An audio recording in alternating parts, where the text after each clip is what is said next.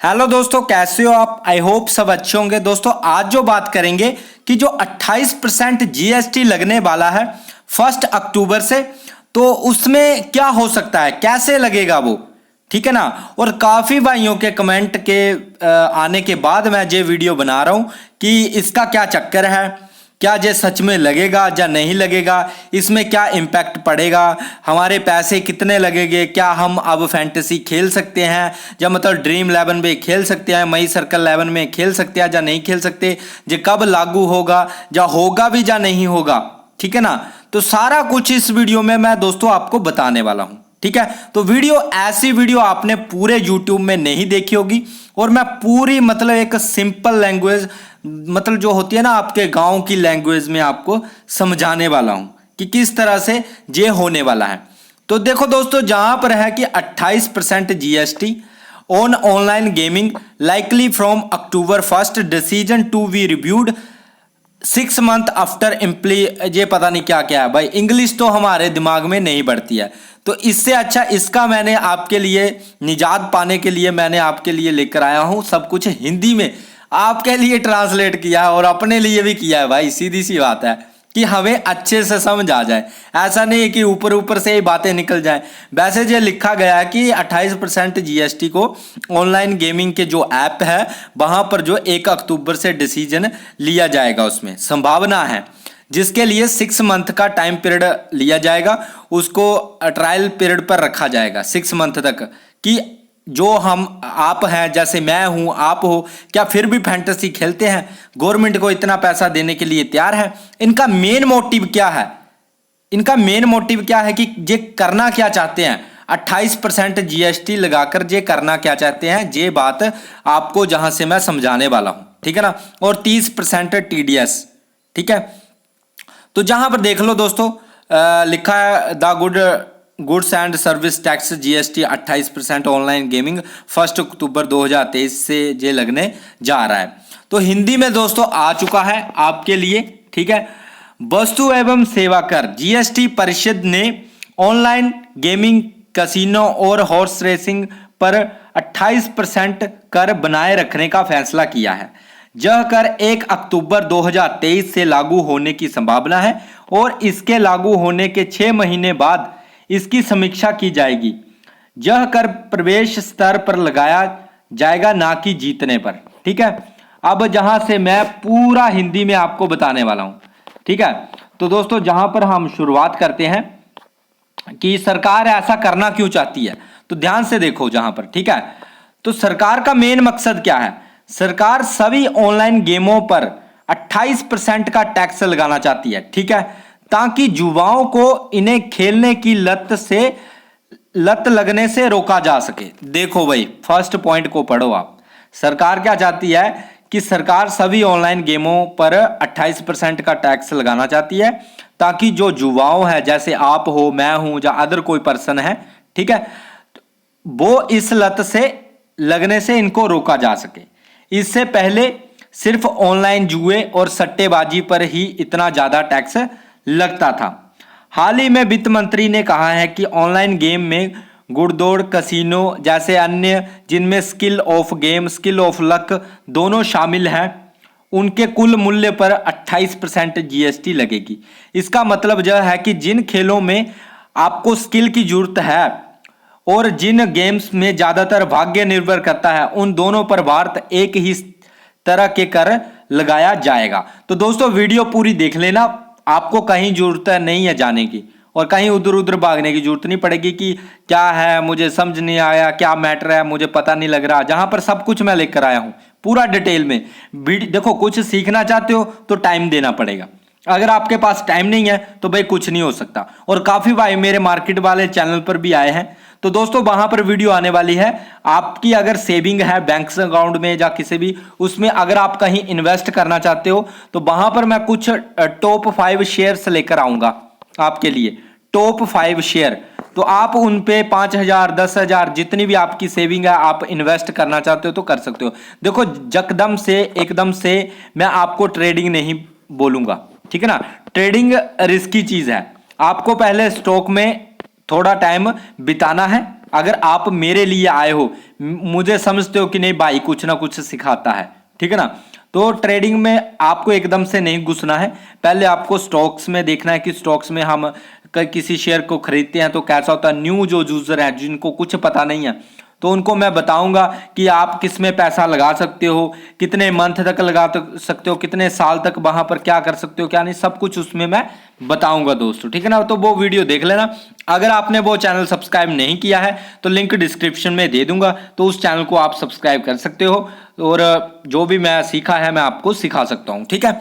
और भाई महंगाई इतनी बढ़ रही है तो हमारा पैसा भी बढ़ना चाहिए, तो इन्वेस्टिंग के अलावा कहीं भी आपका पैसा नहीं बढ़ेगा, सीधी सी बात है, ठीक है। नेक्स्ट बात करेंगे, मौजूदा जीएसटी व्यवस्था स्किल आधारित गेम्स और जुए मौके पर आधारित के बीच अंतर करती है। अब देखो सरकार ने ऑनलाइन गेम्स को अलग तरीके से देखती है, ठीक है ना, अलग अलग तरीके से खेलती है।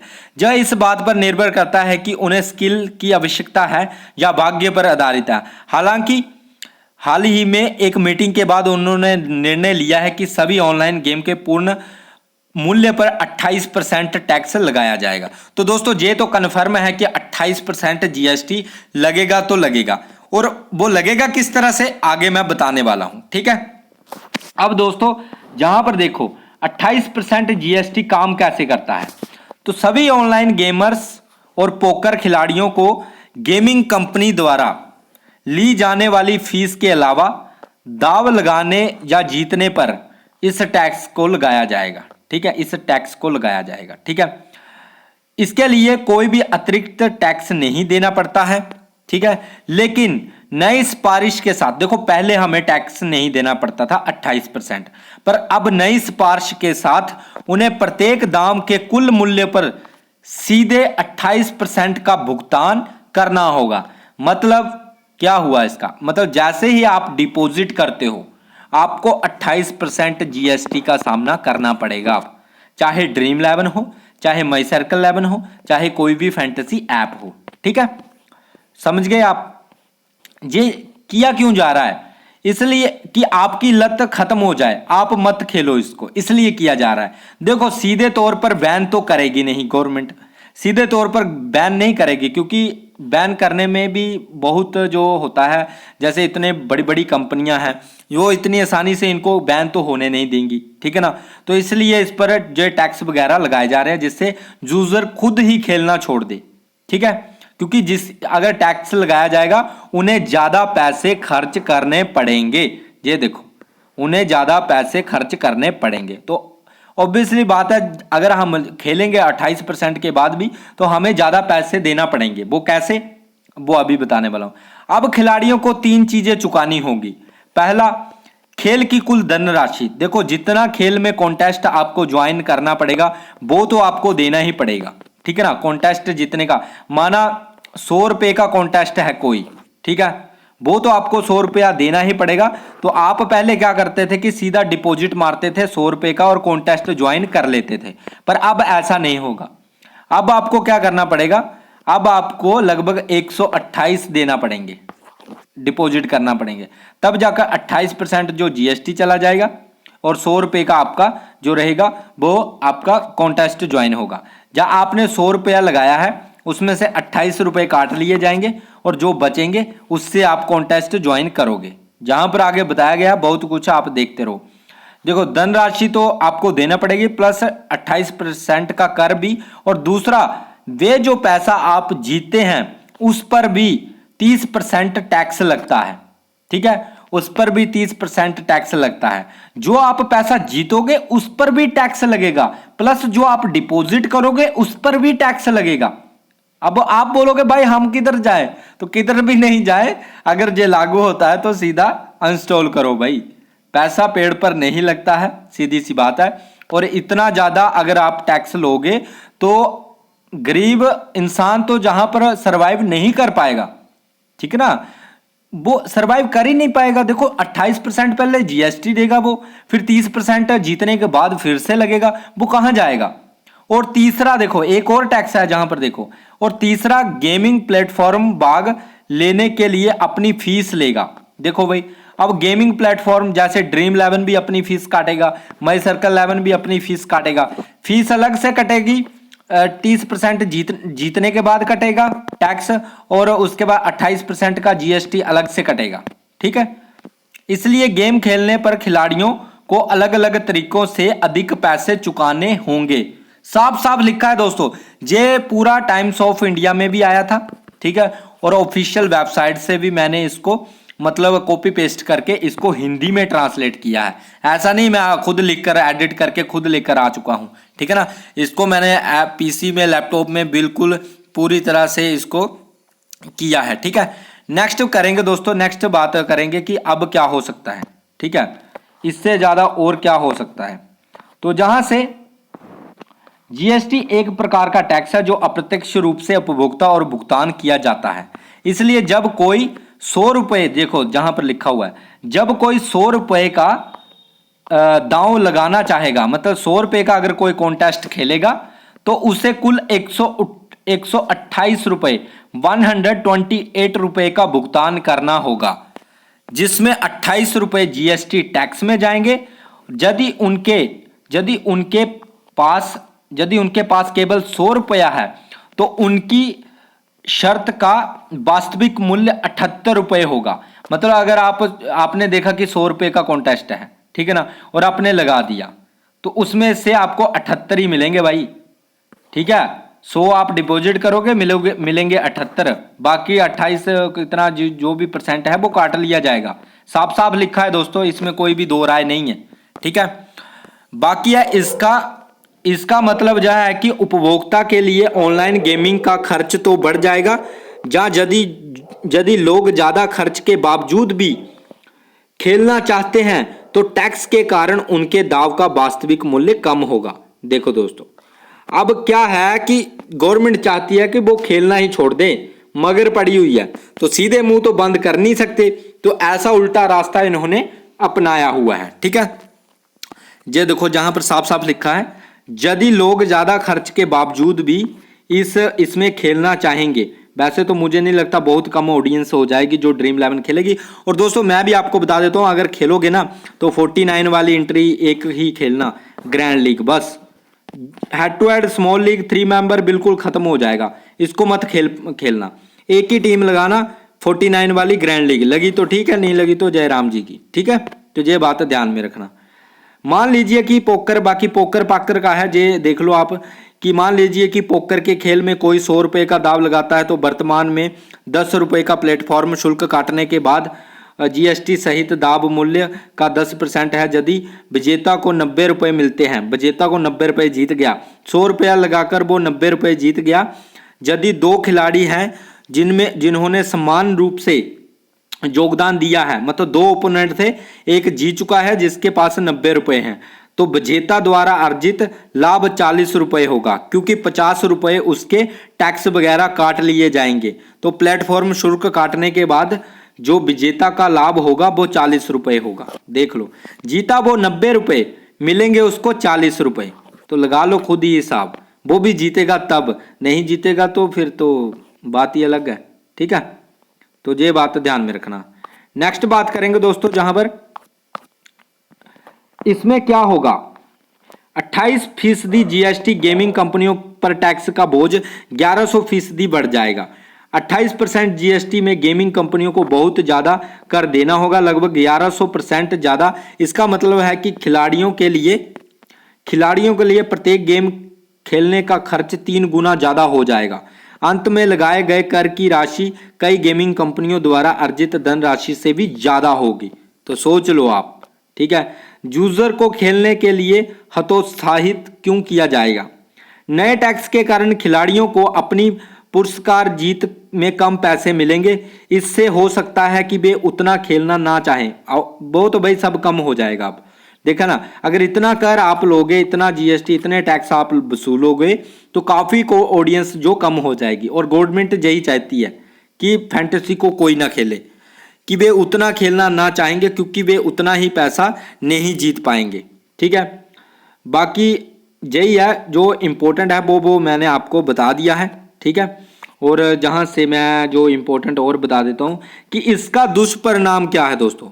इसका दुष्परिणाम भी है, ऐसा नहीं है इसका अच्छे अच्छे परिणाम ही है। इसका है कि परिषद के निर्णय ने स्किल के खेल और लक के खेल के लिए कर टैक्स नियमों को समान बना दिया, इससे ज़्यादा लोग अवैध सट्टेबाज प्लेटफॉर्म का उपयोग करना चुन सकते हैं। भाई वो तो सही बात है, अगर आप फैंटेसी को ऐप को बंद करोगे फिर सारी की सारी ऑडियंस जाएगी, जिनको पता चलेगा कोई किसी थर्ड पार्टी ऐप को डाउनलोड करेगा, जहाँ कोई वेबसाइट पे खेलेगा, वेबसाइट पर सट्टा खेलेगा, सीधा सट्टा खेलेगा। फिर इसका तो दुष्परिणाम निकलेगा कि 100 लगाए, अगर इंडिया जीतेगा तो मुझे 200 मिलेगा, अगर इंडिया हारेगा तो मेरा 100 जाएगा, फिर सीधा प्योर सट्टा चलेगा। फिर तो जहां पर इसके दुष्परिणाम भी बताए गए हैं, यह यूजर के लिए जोखिम भरा है और इसका मतलब यह भी है कि सरकार उस पैसे को खो देगी जो उनको करों के समान से मिलता था, मतलब जो अभी नॉर्मल जो टैक्स लगता है उसको भी खो देगी सरकार अगर ऐसा किया। ठीक है, तो ये बात भी आप ध्यान में रखना। बाकी है फैसले पर गेमिंग फेडरेशन ने जाहिर की नाखुशी। ठीक है, मतलब जो कंपनियां हैं, जो गेमिंग की कंपनियां हैं, उन्होंने क्या बोला है इसके बारे में। तो भारत में गेमिंग उद्योग को लगभग 28 बिलियन डॉलर का निवेश मिला है। ठीक है ना, 28 बिलियन, जहां पर 2.8 बिलियन, सॉरी गाइस मैं 28, एक तो जीएसटी 28 है तो 28 ही बोला जा रहा है। ठीक है, 2.8 बिलियन डॉलर का निवेश मिला है भारत के उद्योग को। ठीक है, काउंसिल के इस फैसले से ऑल इंडिया गेमिंग फेडरेशन खुश नहीं है। उनका मानना है कि यह निर्णय नियमों के विरुद्ध है, इसका कोई मतलब नहीं है और यह बहुत बुरा है। ठीक है, उनका कहना है कि यह निर्णय स्किल आधारित ऑनलाइन गेम को जुए जैसा मानता है, जो उचित नहीं है। उनका मानना है कि यह फैसला पूरी भारतीय गेमिंग इंडस्ट्री को तबाह कर देगा और कई लोगों को अपनी नौकरी से हाथ भी धोना पड़ेगा। उनका यह भी मानना है कि इस फैसले से केवल भारत के बाहर के अवैध जुआ प्लेटफॉर्म को फायदा होगा। भाई वो तो 101% सच है। अगर आप इंडिया की जे कंपनियां ऐसा आप टैक्स लगाओगे तो इंडिया की कंपनी में कोई भी नहीं खेलेगा, कोई ड्रीम 11 पर नहीं खेलेगा, कोई माई सर्कल 11 पर नहीं खेलेगा, कोई किसी अदर फैंटेसी ऐप पर नहीं खेलेगा। फिर कौन सी कंपनी में, फिर बाहर जो फॉरेनर कंपनीज हैं उन पर ज़्यादातर यूजर जाते जाएंगे। थर्ड पार्टी ऐप की तरह वेबसाइट के, आप गूगल में वेबसाइट को सर्च करके जा सकते हैं, जब थर्ड पार्टी सॉफ्टवेयर को डाउनलोड करके इस तरह से जाने वाले हैं तो फिर, ठीक है ना, तो ऐसा होने वाला है। तो दोस्तों जहां पर संभावना तो पूरी है, ठीक है ना, जहां पर जो बताया गया है कि वस्तु एवं सेवा कर, जीएसटी परिषद, ऑनलाइन गेमिंग, कसिनो और हॉर्स रेसिंग, मतलब ड्रीम 11 सब कुछ इसमें इंक्लूड किया गया है। यह कर 1 अक्टूबर 2023 से लागू होने की संभावना है, मतलब संभावना काफी ज्यादा है। ठीक है ना, लगभग हो ही जाएगा, ये मान लो कि हो ही जाएगा। ठीक है, इसके लागू होने के 6 महीने बाद इसकी समीक्षा की जाएगी, मतलब 6 मंथ तक इसको चलाया जाएगा।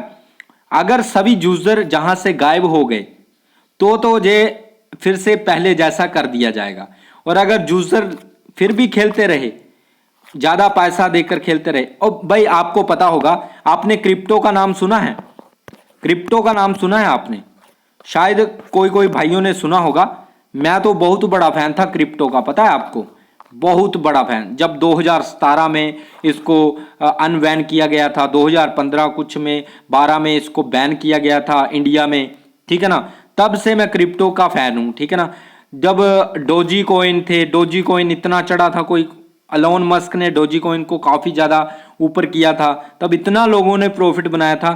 क्रिप्टो से दिन प्रतिदिन लोग अमीर होते जा रहे थे, दिन प्रतिदिन अमीर होते जा रहे थे। क्रिप्टो से इतना फायदा उठा रही थी ऑडियंस, कोई आप हिसाब नहीं लगा सकते। 10,000 डाल रहे थे, 1 लाख निकाल रहे थे, 10,000 एक दिन का डाल रहे थे और सीधा 1-1 लाख रुपया कमा रहे थे। ठीक है ना, और गवर्नमेंट को ये अच्छा नहीं लगा। गवर्नमेंट चाहती नहीं है कि इंडिया के लोग अमीर बने। ठीक है ना, इन्होंने क्या किया, क्रिप्टो पर 30% का टैक्स ठोक दिया, वहां से क्रिप्टो के सारी ऑडियंस गायब हो गई। तब भी मेरा चैनल था एक क्रिप्टो का, जिसमें मैं क्रिप्टो की न्यूज़ देता था, क्रिप्टो के बारे में बताता था कि कौन सा आपको कौन सा लेना है, कौन सा बेचना है, कब लेना है, क्या करना है, ठीक है ना। Ethereum, bitcoin, BTC, Ethereum, Luna, आपके एक्सीएम, तो बहुत से, अब तो मैं आधों को तो भूल भी गया हूँ। तो वहां पर जब 30% का टैक्स किया तो सभी ने क्रिप्टो में इन्वेस्ट करना बंद कर दिया, सब कुछ कर दिया। तो गवर्नमेंट यही चाहती है, उसको भी इस तरह ही बंद किया है कि टैक्स लगाकर। अब फैंटेसी ऐप को भी इस तरह ही बंद करना है, टैक्स लगाकर। ये सबसे बड़ा मतलब इनके पास हथियार है कि कोई भी अगर ऐसी है जिसमें काफी ज्यादा कंट्रोवर्सी है तो उसको क्या करो, टैक्स लगा दो, बस बाकी जाए बाढ़ में। ज्यादा टैक्स लगा दो, ऑडियंस खुद छोड़ देगी खेलना, ठीक है। तो यही बात है, आप मेन मकसद आप समझ गए होंगे गवर्नमेंट का कि आपको ये खेलने नहीं देना है, ठीक है, बस यही है। आपको इसमें पैसा नहीं लगाने देना है। सीधे तौर पर तो बंद कर नहीं सकते, तो इस तरह से बंद कर दिया गया है, ठीक है। तो दोस्तों अगर वीडियो अच्छी लगी है ना तो वीडियो को लाइक कर देना और चैनल को सब्सक्राइब भी कर लेना। बाकी दोस्तों अगर मार्केट में इंटरेस्ट है तो लिंक डिस्क्रिप्शन में है, तो आ जाना, उसमें मैं वीडियो डालूंगा। आपके पास अगर सेविंग्स है, आपको इन्वेस्ट करना है म्यूचुअल फंड में या किसी अदर स्टॉक्स में, या आप डेली ट्रेडिंग करते हो तो कैसे क्या करना है, सब कुछ मैं उसमें आपको बताऊंगा। आप कमेंट कर सकते हो, आपके लिए मैं हर टाइम वहां पर अवेलेबल हूँ, ठीक है ना, क्योंकि उसमें मेरा ज़्यादा इन्वेस्ट है, ज़्यादा मतलब रहता है। और मैं मेरा जो मेन काम है वो ट्रेडिंग ही है, ट्रेडिंग है प्लस इन्वेस्टिंग है, ऐसे ही काम मेरे हैं, ठीक है ना दोस्तों। अब चलता हूँ, आई होप आपको सब कुछ पता चल चुका है, ठीक है। तो एक भाई ने सच में कमेंट किया था, एक भाई बोल रहे थे कि भाई अगर हम 49 की एंट्री लगाएंगे ग्रैंड लीग में तो हमारा कितना कटेगा। भाई आपका हर टाइम कटेगा ही अब, ठीक है, अब हर टाइम आपका कटेगा ही कटेगा। तो अगर आपका जैसे आपने 49 की एंट्री लगानी है तो उसको 28% से कर लो। मेरा मैथ वैसे वीक है तो आप खुद ही जो जमा कटा कर लेना, जो भी करना है, जोड़ जमा कुछ भी करना है, परसेंटेज जो भी निकालनी है आप खुद निकाल लेना। आपको पता चल जाएगा कि 49 में 28% जीएसटी काट कर आपको कितने मिलेंगे। आपको 49 खेलने के लिए आपको कितने वॉलेट में ऐड करने पड़ेंगे, डिपॉजिट करने पड़ेंगे, ठीक है ना। लगभग 60 से 70-80 तक आपको डिपॉजिट करने पड़ेंगे, तब आप एक कॉन्टेस्ट को खेल पाओगे, ठीक है। तो दोस्तों यही था, तो बाकी तो मैंने आपको बता ही दिया है। अगर आपको वीडियो अच्छी लगी है तो वीडियो को लाइक कर देना, चैनल को सब्सक्राइब भी कर लेना। मिलते हैं नेक्स्ट वीडियो में।